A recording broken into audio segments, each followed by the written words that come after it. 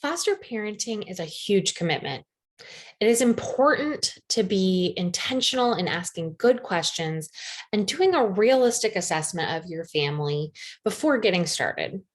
So, how do you even begin to assess if you're ready to step into the role of foster family? Well, we want to give you some practical questions to ask yourself and others in your household and give you some next steps to consider before jumping in. You may never be 100% ready to be a foster parent, but the more you know, the more informed decisions you can make to help you and your family thrive as you make a difference in your community, whether you are fostering in your home or not. Our hope is that we can give you an honest picture of what foster parenting may look like for your family.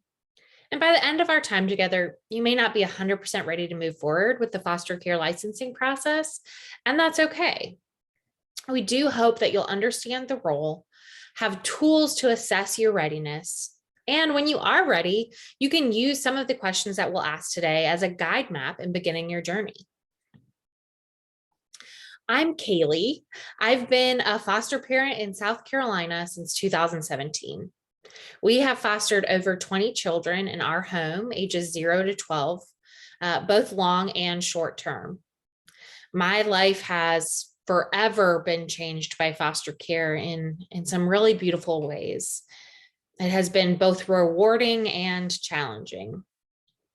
I know I personally have grown so much and learned so much about myself, about my community, and the systems that are designed to care for vulnerable children and families.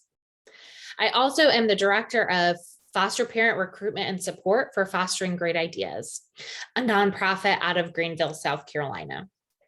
I get to talk to people who are considering foster care and current foster parents every day about their questions and challenges and celebrations. This job is highly rewarding. I have the unique pleasure of working with and alongside some amazing foster parents, caseworkers, and agencies. It is truly the pleasure of my lifetime. And today, I'm really honored to get to be sharing space and time with you. So today, we hopefully will help you to assess your readiness and willingness to foster. No one can truly answer the question, am I ready to foster? Except for you. You are the expert on your family and your current circumstances. Again, the more you know about the reality of fostering, the better you're going to be able to make decisions about if, when, and how to move forward.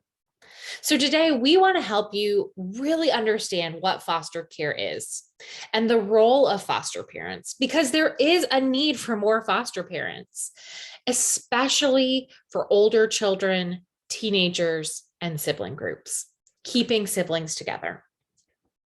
The next thing we want to help you assess is your eligibility to foster. The first question you need to ask when considering foster care is, do I meet the requirements to foster in my state? If you want to foster and don't meet the requirements now, what needs to change if you want to foster in the future? If you do meet the requirements to foster in your state, it can be really helpful to then reflect. Reflect on your personal and family attitudes, beliefs, and biases towards both vulnerable children, the children entering foster care that may be placed in your home, and their families. Because your beliefs and biases, no matter how much you try to care for these children and these families well, those beliefs and those biases are going to impact your experience.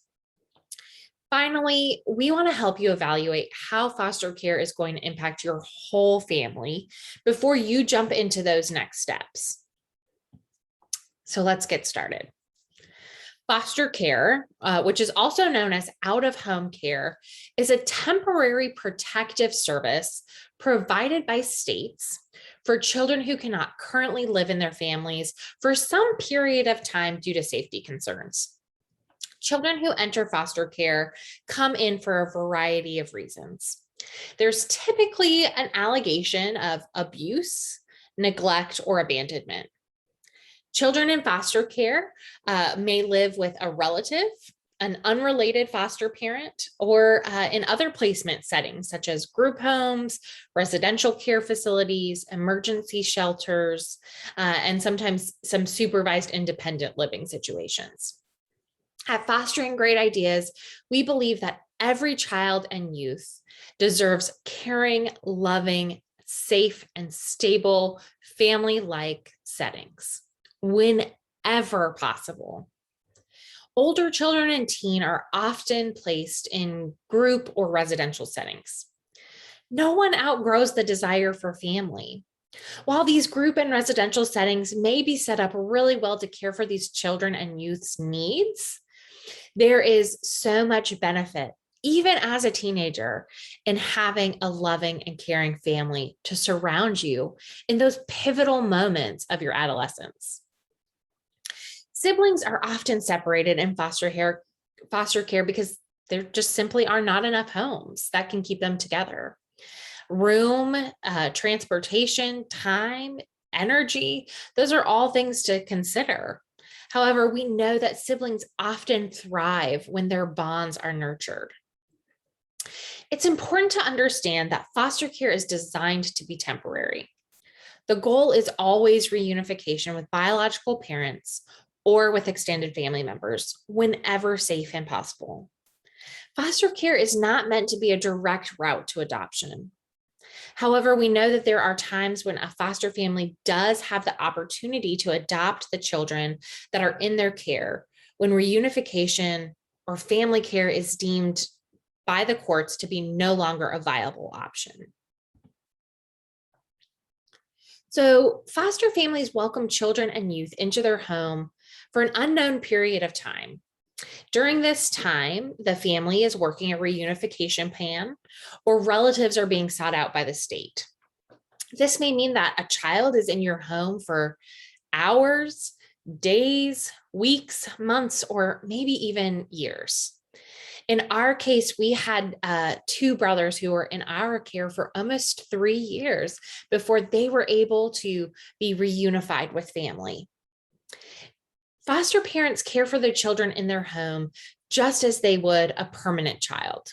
They provide love, care, safety, and stability, things that these kids desperately need. Foster parents make sure that they go to school and to doctor's appointments. They take them to activities, throw birthday parties, and spend time with them. Children and youth in foster care have experienced trauma. The trauma of being removed from their home and from their families, from everything that they've ever known. And foster parents are an important part in their healing and their positive development. This may look like advocating for resources, services, counseling. This may mean meeting additional medical, social, behavioral, and educational needs. Of course, each child is unique and will have unique needs.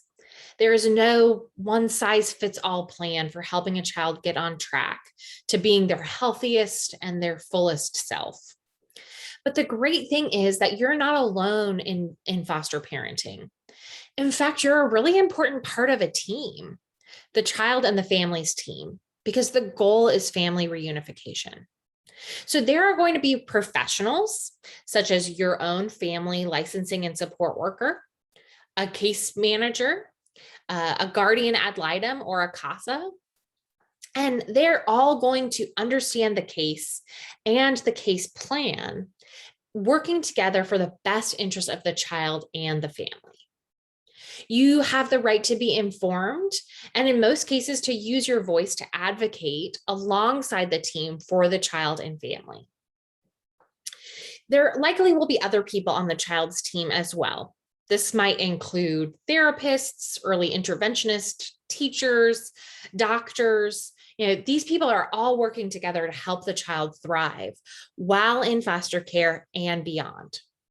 And these people also are there to help you develop the skills necessary and the parenting techniques to parent these children well.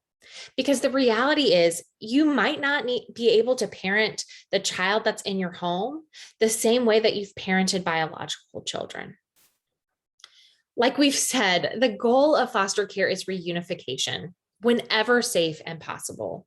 You, as a foster parent, are the champion of that. You can help to support the child's connection to their family while they're in your home in many ways. And this is going to be alongside the team with the support of the team. What does that look like? Because that can feel really daunting, right? Well, maintaining and building and restoring those connections to family may simply look like talking with the child really positively and enthusiastically about their family, their traditions, their culture, and special memories they have. Of course, always in age appropriate ways. This may look like transporting the child to visitation and interacting with mom and dad, telling them how amazing their kid is and how you're rooting for them, how you're hoping for reunification when it's safe, when it's possible. Maybe this looks like offering phone calls or sending texts and emails, photos with the parents, sharing artwork and school accomplishments. Championing reunification looks different in each situation. But as a foster parent, you have the opportunity to be an encouraging part of the whole family story. And that's really exciting. According to the National Foster Parent Association, foster care is a chance to make the world a better place, one child at a time. It is going to be one of the most challenging experiences you will ever have, but also one of the most rewarding opportunities. Foster care is not simple. It is not simple emotionally, socially, or in terms of what it's going to demand of your time. It's not something you do for yourself. It's always about the child and by extension, the child's family. This is certainly not a way to make money, although there is often a stipend or a board payment associated with caring for the child. According to the most recent federal data available, there are currently more than 400,000 children in foster care in the United States. They range in age from newborns to 18 or 21 years old, depending on your state. The average age of a child in foster care is more than 8 years old, and there are slightly more boys than girls. There are so many really beautiful and wonderful things that happen when an individual or a family says yes to fostering. There is change and growth and perspective shift. There are beautiful new relationships that offer softening and sharpening and refining. I know that has been really true for me and for my family. We have changed so much in the last few years that we have been fostering. But there are challenges too. There have been moments where, quite honestly, I've wanted to throw my hands up and quit. There is going to be hard days ahead. There will be heartbreaking things that you learn and hear, and sometimes there will be heartbreak that you live through. Sometimes feelings are really complicated and mixed up. Saying goodbye to a child that you have loved and cherished in your home can be really hard, even while you celebrate for the family that's restored. So, how do you know if your family is really ready to foster? How do you know if your kids are ready? The most honest answer that I can give you is you may not ever be fully ready. When I asked this question to a group of foster parents recently, most of them laughed and said, "You won't be ready," or "You can't ever know," or "You really don't know what you're getting yourself into." But it's worth it, and you learn along the way. There may not ever be a perfect time to foster. When is there ever a perfect time to do any hard thing? So I'm going to ask before we move on that you just pause for a moment of reflection. Before we go on, just think about your family as it is right now. Take a quick moment to consider each person that's in your home. Visualize a picture of them in your mind. What is your daily rhythm? What are your daily routines? What does daily life look like for you right now? What's the level of energy you have and the level of energy in your home? As you see these things and think about this, These are important. It's important to be realistic about what your family and what your life looks like right now before you move forward into committing to something huge like fostering. So, the first question you need to ask yourself when considering foster care is really basic. Do I meet all the requirements to foster in my state? Obviously, it's critical that the children and youth in foster care are kept safe while they are in your care, while they are in the care of the state. While you may know that you and your family are safe, the state needs to conduct due diligence to ensure that they wouldn't be putting children at risk by placing them in your home. Every state's going to be a little bit different. And you can do a quick Google search of how to become a foster parent in your state to learn more about your state's requirements. Typically, it's going to be best to find your state's Child and Family Services or Department of Social Services or DSS government website. The public or private foster care agency that you choose will help you determine any additional eligibility requirements. They will walk with you through the process and help you to understand everything that's required. All foster parents need to be licensed in order to provide foster care for children and youth in their home.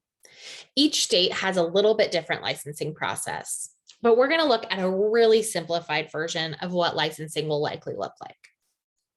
So first, you're going to explore your options for foster care licensing. Start by doing some research to really understand the process in your state or county. Foster care may be provided by public and or private agencies. So you may have options to become a foster parent, a foster to adopt parent, or adoptive parent. And again, this is going to look different by your state, and those terms may mean different things as well. So it's really important that you first understand the needs in your area and consider if you can meet those. Rather than having a desire to do something specific, if the need isn't really there, right? So understand the needs as you explore the options in your state and consider if you can meet those. Once you understand your options, you're going to look for an agency that you feel is going to best fit you and your family. So that agency is going to license you and help maintain your license. It's really important to be comfortable with the agency you choose. So consider their mission, values, licensing process, and the ongoing support that they offer. You may want to call multiple agencies if there are multiple options and attend orientations. When you find the agency that you want to use, you're going to submit a completed foster care licensing application through that agency, whatever their process is, and include all the documentation and paperwork that they require. Next, your agency is going to walk you through the rest of the foster home licensing process. It's the agency's job to help you assess your capacity, to help you assess your home and your family for foster care. They're going to help you think through your interests and preferences and your capacity.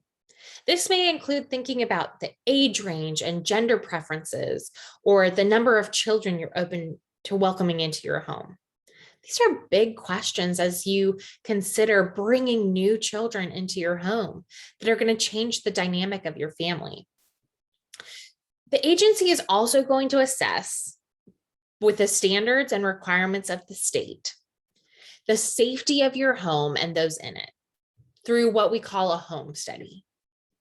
Adults will complete fingerprinting and background checks. The assessment may feel a little bit extensive or invasive, but it is critical to the state and to the agency that they ensure the safety of children and youth that may be placed in your home. Next, through the licensing process, you're going to participate in some training. And that training is really critical. It's going to help you to learn through these pre-service or educational classes. It's going to help you learn and prepare to welcome children into your home.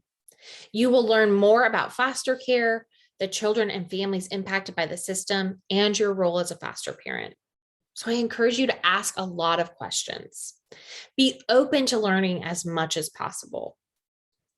Once you've done everything required by the state and your agency standards, your licensing packet will be assessed and a license will be issued to your home. Once you have your license, you are eligible to accept children into your home. Depending on your state, your county, and the number of foster homes that they have licensed, as well as your preferences, you may receive a call for placement within hours, days, or weeks of receiving your license.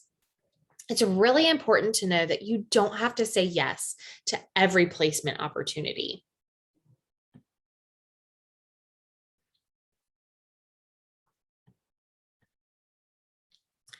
Now that you know what foster care is and what will be expected of you as a foster parent, it's important to examine your personal attitudes and beliefs about fostering.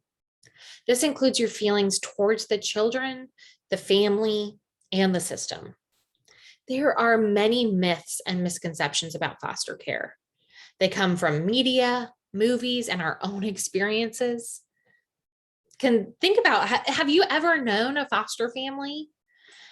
Do you know anyone who has lived in foster care? Perhaps you yourself have a personal history with foster care as a child. These experiences all weigh heavy in our hearts and our minds and will impact the way that we move forward. It is really helpful that you evaluate your motivations for fostering. I mean, what has brought you to consider foster care? Is it a personal desire to grow your family? Is it a moral or religious conviction to serve your community? Is it simply a love for children and a passion for families, for family preservation? There's not a wrong answer, but it's important to think intentionally and honestly about what's motivating you to take this next step. So here are some questions to ask yourself regarding the children that may come into your home. Do I really understand how trauma impacts children in foster care? Socially, emotionally, physically? What do I need to do to learn more about that trauma and trauma parenting? Am I willing to make personal sacrifices for a child in my care? What sacrifices am I willing to make and how much? Do I have the mental, emotional, and physical energy to care for the needs of an additional child? Will I be able to treat a child or a youth who is not my biological child with love, dignity, and respect, just as I do the other children that may be in my home already? How will I be intentional about making sure that a child does not feel like a stranger or an outsider in my home?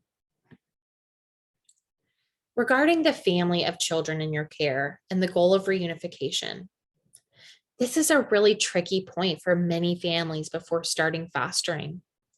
It might be helpful to ask these questions. Can I really support or, in fact, champion reunification for a family if that's the plan for the child in my home? When I think of the parents and the reasons that their children have come into my care, can I find any room in my heart for empathy or compassion? How do I feel when I'm interacting with a child's family? Can I support a child's relationship with their parents or extended family while they're in my home? Those are some heavy questions. Finally, thinking about your motivations for fostering and the emotional toll that fostering may take on you, here are some more questions that you might ask. How do I adjust to change or disruption? Do I feel like a child will make me whole? Do I really understand that having a child will not make me feel better? When I think of a child I love leaving, how do I feel? Will I be able to handle a child moving on to a permanent home? Can I commit to learning more about trauma parenting, and best practices in foster parenting to be the best foster parent that I can be? Am I prepared for this to be as challenging as it will be rewarding? As you reflect on some of these questions, and I know I just threw a lot at you, notice how your body may tense at certain things or where you find your mind wandering to. Feeling anxious or uncertain does not mean that you can't handle being a foster parent. But recognizing your immediate responses may help you understand where you need to do a little bit more research or talk to a current foster parent to really understand the commitment and the challenges. Maybe it's time to just do a little bit of self-reflection before jumping in. If you are married or living with anyone else in the home, it's really important to consider how foster care is going to impact everyone. As with any new endeavor, the stress and changes that fostering bring into your home will impact all your relationships. It's important that you understand that foster care is a team sport. It's something that requires your entire family to enter into together. It really does require the investment and wholehearted support of everyone in the home. And in some ways, the support of people in your extended family and community as well. This means that partners should be on the same page. Children should be on board as much as possible based on their age. Luckily, there are age-appropriate ways that you can introduce foster care to children through books, conversations, and even videos from Sesame Street.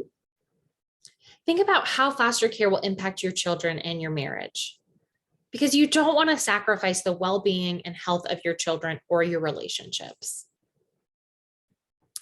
If you're married or living with a partner, consider this together. Are we both equally supportive of moving forward with fostering? Do we have good communication? Because communication is so important. Can you talk through the challenges of fostering to find solutions together? Ask, have we really talked through our expectations of what fostering will look like for our family? Are we on the same page in terms of what we can handle, how we will adjust our lives, and how we will address issues that arise? Is our relationship stable? That can be a hard question to ask. Is it time, for our marriage? Is this the right time for our marriage? Can we thrive in our relationship, even with the additional stresses and demands and challenges that foster care may bring, that an additional child may bring? If you have children in the home, and we know you love your children, you want the very best for them, you want their success. Are your kids on board as much as they can be based on their age? How do they deal with change or challenges? Well, consider, with your love and support, because of course, nothing is going to be perfect right away, but how will children react to a child entering your home? If they have to share their toys, possibly their rooms, but most of all, their parents' attention. With love and support, how will your children react to a child that they have loved as their sibling leaving? These are, again, big, heavy questions, and we won't have all the answers right away. You might still have a lot of questions about if you want to foster or if your family is ready to take that next step. That's okay. Foster care is a life-changing experience. It's a big commitment. You want to take your time to ensure that your family is healthy, stable, and really is prepared for the journey ahead. That doesn't mean that you have to have all the answers before you get started. There are some things that you're going to learn through the licensing process, pre-service training, and ongoing education, and through your own experience. It's a really good idea to find a community, whether that's in person or virtually, where you can ask honest questions and seek feedback. The questions that we posed today are not designed to scare anyone away from fostering, But instead, I want to ensure that each family has considered many of the complex aspects of fostering. I hope that you decide to continue pursuing the idea of fostering in your home, but with eyes wide open, ensuring that you feel well prepared for the journey ahead. Perhaps the questions that we've asked today shape how you step into the journey. If your answers to these questions leave you concerned about your family's ability to adapt to new children entering and leaving the home, consider if you could start with respite or short-term care. Perhaps it's simply making an adjustment to the children you welcome into your home, adjusting your age range to better suit your family's life and schedule. For example, some families choose not to disrupt birth order, while others find it's actually better to foster older children. Not every family can care for children of all ages, genders, and needs. Not every family can take siblings, although, like we've said, that's a great need. Remember that foster care is not about you. You're not the main character of this story. It's about vulnerable children and their families, but you still have a part to play. Children and youth are entering foster care every day by no fault of their own. They're looking for loving, caring, stable families, stable, safe homes for however long they need one. Is that you? It's okay if your answer is no, or maybe not yet. It's okay if you're unsure. Keep learning, leaning in, and asking good questions. And if your answer is an enthusiastic yes, then we're really excited to help you discover what your next steps may be. We encourage you to talk to foster families you may know or to find a community online. Search for foster care licensing agencies in your local area and attend orientation sessions to learn more. Finally, you are always welcome to contact us at Fostering Great Ideas by emailing connect@fgi4kids.org for more information. We would love to talk to you.